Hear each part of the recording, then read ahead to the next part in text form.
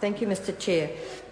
I spent some time on the Select Committee and I'm trying to remember when we discussed 4A, because it seems to come out of the blue and I don't remember being informed about it by officials or given any background on it or us having any kind of debate or any submitters coming and talking about it. And it seems to be an anomalous clause that doesn't relate to the alleged purpose of the bill. And it seems to be the exact opposite of what the ACT Party seem to claim it is, because it's actually interfering in political process. And their claim about this bill, which I don't agree with at all, seems to be saying you mustn't interfere in political process, but the Green Party's at a loss to understand where this clause actually fits in this bill. It seems to be more to do with the bill that we debated at Select Committee sometime last year, I think it was Education number 2, which was about changing the Polytech councils. It seems to be more to do with deciding the role of students will be limited because we do not want the influence of students over councils and universities and tertiary institutions. And we have a major problem with that. And we're very surprised that the ACT Party would be supporting this in one breath and in the other breath going on and on about freedom. And some of the submitters who came to talk to us talked a lot about their freedom. They were only talking about themselves. They had no concept of the freedom of other people.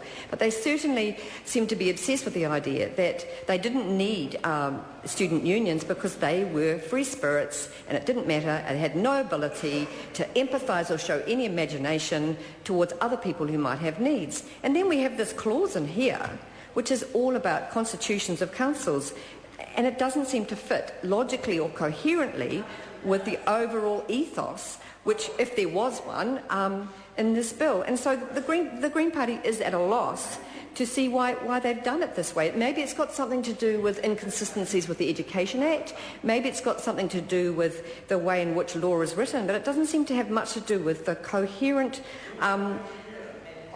clauses in the fundamental purpose that we've just debated. So I can't see how it's linked with the principal purposes of this Act. It certainly sounds to me like political incorrectness gone mad on every level, which is really a description and possibly what the bill should have been called, but we're not here to debate the name of the bill. We're talking about Section 4A. Now, I haven't got a lot more to say about 4A except to say that I'd like to be able to say that we had a robust and coherent debate at Select Committee and that everybody who was there understood this and that it was discussed intelligently and that we stand behind it. But in fact, we didn't, we don't, it wasn't, and it won't be.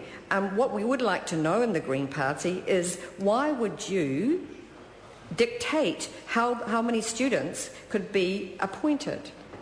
Why would you, if you're interested in freedom, be talking like this and talking about at least one but not more than 3 persons who must be appointed following an election conducted in accordance with statutes made by council? This sounds extremely draconian. It doesn't sound like freedom. It doesn't sound like the students are getting to make choices. It sounds as if the system at the moment, which has worked perfectly well, is going to be changed so that the councils on the tertiary institutions will have all the power.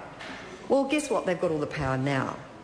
They've got a huge amount of power. We have a vulnerable student body who have lost the access to universities in huge numbers. And when I sat on that Select Committee and listened to submissions from Māori organisations, from Pacifica organisations, from disability activist groups, from people concerned about all kinds of issues, the last thing they wanted was for councils of their organisation to have more power over them. What they wanted was for students to have the right to collectively organise, to advocate for themselves, and to be able to elect representatives to participate in things like councils. So I'm at a loss to see how 4A usefully contributes to the idea that students have rights and that students are valid participants in the governing bodies of their organisations. If we want to disempower people, why don't we be honest about it and say this bill is about disempowerment? It's about breaking down the opportunity of students to organise politically, and it's about breaking down the opportunity of students under 4A to actually choose freely their own representatives in the manner that they want. And if you want to be honest about it, let's really talk about what the bill's about, instead of writing clauses that don't make it clear and don't make the public have any understanding of why that the national government has supported ACT to do this. You know, the Green Party is appalled that we have actually undermined students in so many ways in the last 2 years. They've been undermined ever since Roger Douglas brought in user pays. It's getting worse by the day, and now you want to take away their fundamental rights, not only to look after their needs in terms of services and clubs, but also through 4A in terms of their rights to how they are appointed. I call Ian Lees Galloway.